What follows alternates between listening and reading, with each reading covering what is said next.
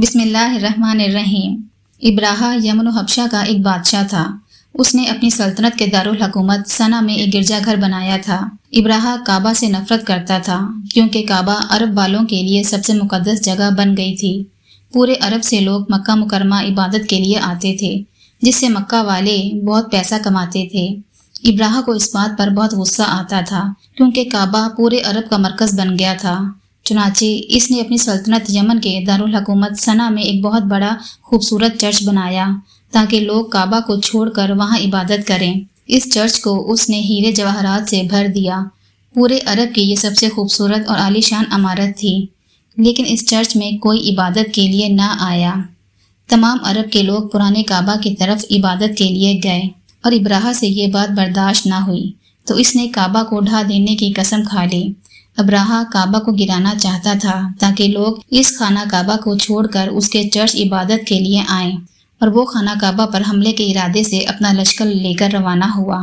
اس لشکر میں بہت سے ہاتھی تھے اور ان کا ایک پیش رو ایک بہت بڑا کوہ پیکر ہاتھی تھا جس کا نام محمود تھا۔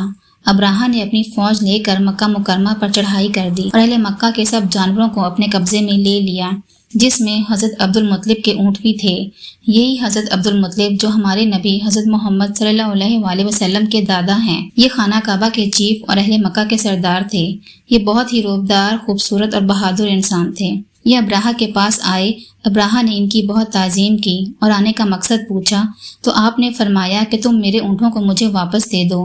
یہ سن کر ابراہا نے کہا کہ مجھے بڑا تعجب ہو رہا ہے کہ میں تو تمہارے کعبہ کو ڈھانے کے لیے فوج لے کر آیا ہوں، جو تمہارا اور تمہارے باپ دادا کا ایک بہت مقدس اور محترم مقام ہے۔ آپ نے اس کے بارے میں کچھ بھی مجھ سے نہیں کہا، صرف اپنے اونٹوں کا مطالبہ کر رہے ہیں۔ حضرت عبد المطلب نے فرمایا کہ میں اپنے اونٹوں ہی کا مالک ہوں، اس لیے اونٹوں کے لیے کہہ رہا ہوں، اور کعبہ کا جو مالک ہے وہ خود اس کی حفاظت فرمائے گا، مجھے اس کی کوئی فکر نہیں۔ ابراہا نے آپ کے اونٹوں کو واپس کر دیا۔ پھر آپ نے قریش سے فرمایا کہ تم لوگ پہاڑوں کی گھاٹیوں اور چوٹیوں پر پناہ گزین ہو جاؤ۔ چنانچہ قریش نے آپ کے مشورے پر عمل کیا۔ اس کے بعد حضرت عبد المطلب نے کعبہ کا دروازہ پکڑ کر بارگاہ الہی میں کعبے کی حفاظت کے لیے خوب رو رو کر دعا مانگی، اور دعا سے فارغ ہو کر آپ بھی اپنی قوم کے ساتھ پہاڑ کی چوٹی پر چڑھ گئے۔ ابراہا نے صبح ہوتے ہی لشکر کو خانہ کعبہ پر دھوا بول دینے کا حکم دے دیا اور ہاتھیوں کو چلنے کے لیے اٹھایا، لیکن ہاتھیوں کا پیش رو محمود جو سب سے بڑا ہاتھی تھا وہ کعبہ کی طرف نہ چلا۔ جس طرف اس کو چلاتے تھے وہ چلتا تھا، مگر کعبہ مکرمہ کی طرف جب اس کو چلاتے تھے تو وہ بیٹھ جاتا تھا۔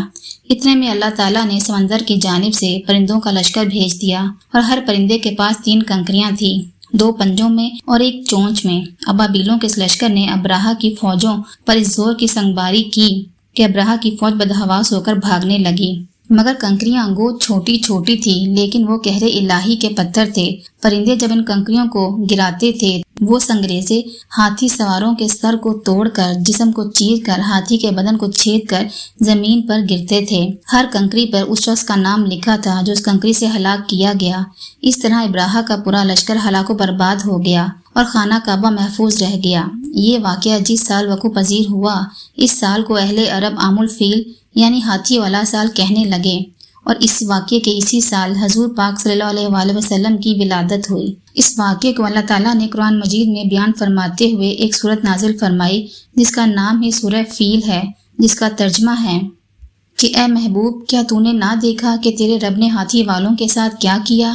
کیا ان کے مکر کو بیکار نہیں کر دیا اور ان پر پرندوں کے جھنڈ بھیج دیے جو انہیں مٹی اور پتھر کی کنکریاں مار رہے تھے، بس انہیں کھائے ہوئے بھوسے کی طرح کر دیا۔ تو جی ناظرین، اس واقعے سے معلوم ہوا کہ قرآن مجید کی طرح خانہ کعبہ کی حفاظت کا ذمہ بھی اللہ تعالیٰ نے اپنے ذمے لے رکھا ہے کہ کوئی طاغوتی طاقت نہ قرآن مجید کو فنا کر سکتی ہے اور نہ ہی خانہ کعبہ کو صفحہ ہستی سے مٹا سکتی ہے، کیونکہ اللہ تعالیٰ ان دونوں کا محافظ و نگہبان ہے۔ تو جی ناظرین، امید کرتی ہوں کہ آپ کو ویڈیو اچھی لگے گی۔ اس طرح کی مزید ویڈیوز کے لیے آپ میرے چینل کو سبسکرائب کریں اور تمام لوگ ایک مرتبہ درود پاک پڑھ لیں۔ اللہم صلی علی محمد وعلی آل محمد۔